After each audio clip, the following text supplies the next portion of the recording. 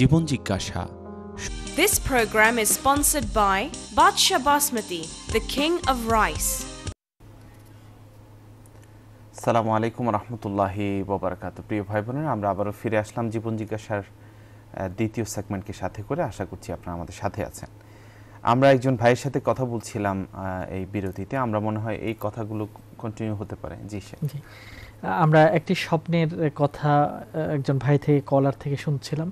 আশা করি মনে হয় কলারও লাইনে আছেন। জি আছেন। আপনি যে প্রশ্নটি রেখেছেন যে স্বপ্নে কাউকে দেখা এবং আশেপাশে কেউ বলা যে তিনি আল্লাহর নবী বা আল্লাহ রাসূলকে তিনি দেখছেন, এরকম যদি কেউ বলে তাহলে মনে করতে হবে আলহামদুলিল্লাহ, এটা খুব ভালো স্বপ্ন এবং আল্লাহর নবীকেই আপনি বাস্তবে স্বপ্নে দেখছেন।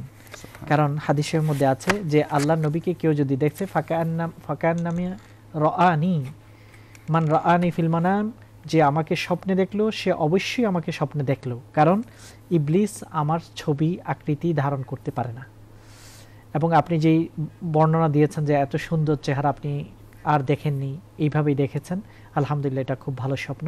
এবং আল্লাহ নবীকে স্বপ্ন দেখার অর্থ হলো নিজের দিনদারি, নিজের ধার্মিকতাকে আরও বৃদ্ধি করার জন্য একটা ইঙ্গিত সেখানে রয়েছে। তাছাড়া আপনি দেখেছেন গোসল করেছেন, নামাজ আদায় করছেন, সেজদা করছেন, এগুলো হচ্ছে ভালো, অনেক অনেক ভালো লক্ষণ।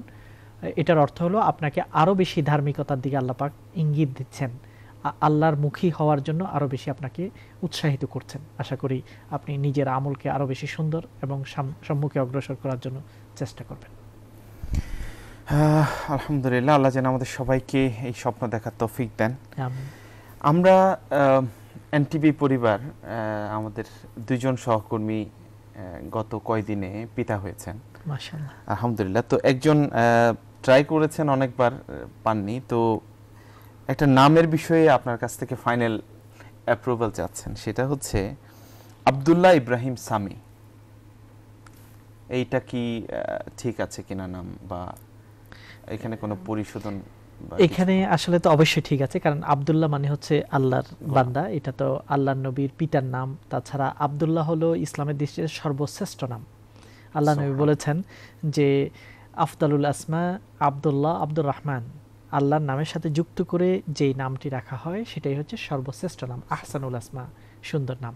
কাজে আব্দুল্লাহ হলো আল্লাহর বান্দা, এটা খুব ভালো নাম। ইব্রাহিম, আমরা জানি যে হযরত ইব্রাহিম আলাইহিস সালাম আমাদের পিতা এবং উল্লেখযোগ্য বড় পিতা, আবুল আম্বিয়া, শুধু পিতা না, অসংখ্য অসংখ্য নবীর পিতা। হযরত ইব্রাহিম আলাইহিস সালাম থেকে আসছে হযরত ইসহাক, হযরত ইসমাঈল, হযরত ইয়াকুব এবং অন্যান্য নবীরা। আবার শেষ নবীও আসছেন হযরত ইব্রাহিম আলাইহিস সালামের বংশ থেকে।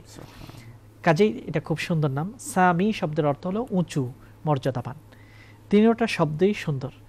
তবে এখানে বিষয় হলো এই যে আমাদের কালচারে আমরা অনেকগুলো নাম একজনের জন্য রাখি, তখন এই জিনিসটাতে একটা ভুল বুঝাবুঝি হয়। যেমন এই ছেলেটার নাম আব্দুল্লাহ রাখা হলো, ইব্রাহিম সামি রাখা হলো, কেউ হয়তো তাকে সামি ডাকলো, কেউ হলো মিডল নেম ইব্রাহিম ইউজ করলো, কোথাও কোথাও তিনি আব্দুল্লাহ নামে পরিচিত হলেন। তো অসুবিধাটা যেখানে হয় যে এক ব্যক্তি এই তিনজন, না তিন ব্যক্তি পৃথক একজন, এখানে একে তিন, তিনে এক, এই জাতীয় একটা কনফিউশন তৈরি হয়। এইটা উচিত নয়। নাম রাখার সিস্টেমটা এই জন্যই যাতে ব্যক্তিকে সহজে চিনা যায় এবং তার ব্যাপারে কোনো রকম কনফিউশন তৈরি না হয়। এই জন্য আল্লাহ নবীর যে নামগুলো হতো সেগুলো, আল্লাহ নবীর নাম কি ছিল? মুহাম্মদ, এক শব্দে মুহাম্মদ। আল্লাহ নবীর পিতার নাম আব্দুল্লাহ। এবং আরবরাও যখন তিনটা নাম রাখে বলে, যেমন আপনি যদি আরব দেশে গিয়ে বলেন আমার নাম হলো আব্দুল্লাহ ইব্রাহিম সামি, তখন তারা এটাই মনে করবে আব্দুল্লাহ হলো আপনার নাম, ইব্রাহিম হলো আপনার বাবার নাম, সামি হলো আপনার দাদার নাম। একসাথে তারা তিনটে নাম ইউজ করে, এটাকে বলা হয় আল আসমা আসলাথি, তিন নাম, অর্থাৎ তিনটা জেনারেশনের নাম। এই জন্য আমি যেটা সাজেশন করব, এক শব্দে অথবা এক নামে সুন্দর একটা নাম চয়েস করাই ভালো, যাতে করে এই জাতীয় সন্দেহগুলো না হয়। পাশাপাশি পিতার নামকে ইউজ করে অথবা বংশের নামকে ইউজ করে সারনেম হিসেবে ইউজ করা যেতে পারে, বাট মিনিং অনুযায়ী নাম, অর্থ অবশ্যই ঠিক আছে, কোনো আপত্তি নেই। তো এমনি আমাদের জীবন জিজ্ঞাসা অনুষ্ঠানের পক্ষ থেকে আমাদের এই দুই ভাই যারা পিতা হয়েছেন সহ যারা এই কয়দিনে পিতা হয়েছেন বা সন্তান সন্ততি এসছে, আমরা সবাইকে মোবারকবাদ জানাচ্ছি এই সুবাদে। তো আমরা একটা কল নিয়ে নিচ্ছি, এরপর আমরা আলোচনায় চলে যাব। আসসালামু আলাইকুম। জীবন আপনার, জি আপনার প্রশ্ন বলবেন। ভাই আমার প্রশ্নটা, আমি একটু কনফিউজের মাঝে আছি ভাই। জি আমি যতটুকু জানি হাদিস শরীফে আছে যারা আত্মীয়স্বজনদের সাথে সম্পর্ক বিচ্ছেদ করে ওরা বেহেশতে প্রবেশ করতে পারে না, হ্যাঁ একটা হাদিসে আছে। জি কিন্তু যেমন ধরুন আমার পরিবারে, হ্যাঁ আমার হাজবেন্ডের ওনার ফ্যামিলির সাথে ওনার সম্পর্কটা খুব খারাপ, উনি আমাকে নিষেধ দিচ্ছেন ওনার ফ্যামিলির কারোর সাথে যেন আমি মানে সম্পর্ক না রাখি। এখন আমি কি করবো ভাই? ঠিক আছে, জি বুঝতে পেরেছি। এটা আমাদের শেখই বলবেন, সেটাই করবেন যদি কোরআন হাদিস যেটা অ্যালাউ করে ইনশাআল্লাহ। জি এটা খুবই আশ্চর্য যে আমরা সামান্য দুনিয়ার সামান্য কারণে, ছোট ছোট কারণে আমাদের সম্পর্ককে নষ্ট করি, কাদা ছুড়োছুড়ি করি, রক্তের বাঁধনকে আমরা ছিঁড়ে ফেলতে কুণ্ঠাবোধ করি না। অথচ ইসলাম সবচেয়ে বেশি গুরুত্ব দিয়েছে যে বাঁধন কাছাকাছি আনা, দূরে না ঠেলা। বা শিরু ওয়ালা তুনা ফিরু, তোমরা মানুষকে সুসংবাদ দাও, ঘৃণার কথা ছড়িও না, মানুষকে ভালো কথা ছড়াও, পজিটিভ অ্যাপ্রোচে মানুষের কাছে যাও, নেগেটিভ অ্যাপ্রোচ করো না। এই কথাগুলো ইসলাম আমাদেরকে বলে। আর এই সহিহ হাদিস দ্বারা আমরা দেখতে পাই যে কিয়ামতের ময়দানে আত্মীয়তাটা, এটাকে আরবিতে বলা হয় আরহাম, রেহিম, আত্মীয়তা আরবিতে।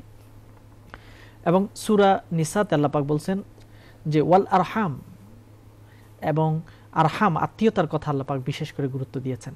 হাদিসের মধ্যে আছে কিয়ামতের ময়দানে আল্লাহ পাকের কাছে আত্মীয়তাটাকে আল্লাহ পাক কথা বলার সুযোগ দেবেন। আত্মীয়তাটাকে সেটা কিভাবে, সেটা আল্লাহই ভালো জানেন।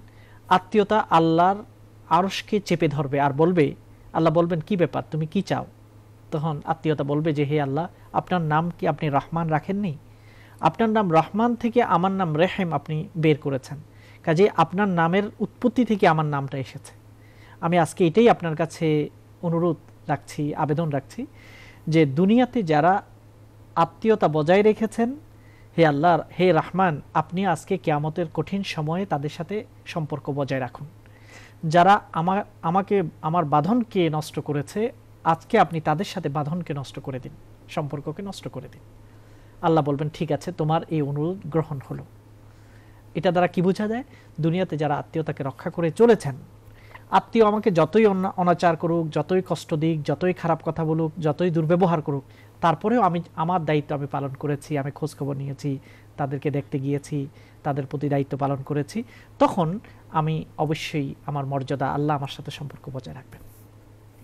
আর আত্মীয় খারাপ ব্যবহার করেছে তাই আমি তার সাথে ব্যবহার ভালো করিনি, তার সাথে সম্পর্ক রাখিনি, তাহলে আমি অপরাধী হয়ে যাব, অন্যায়কারী হয়ে যাব।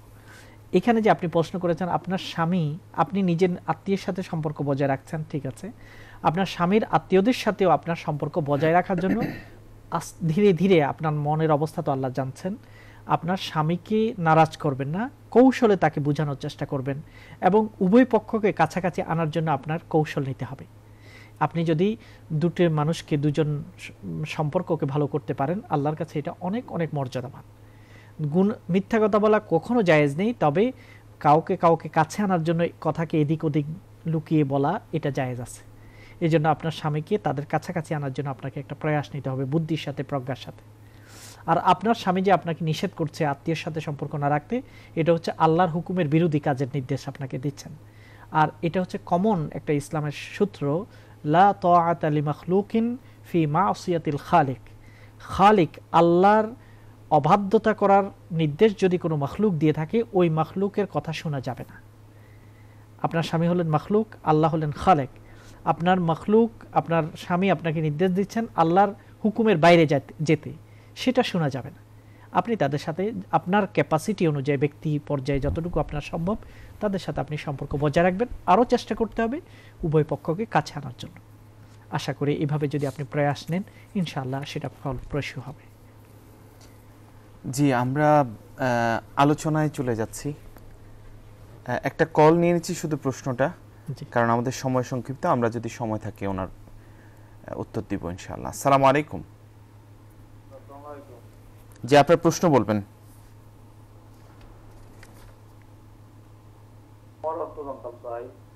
নামের অর্থ?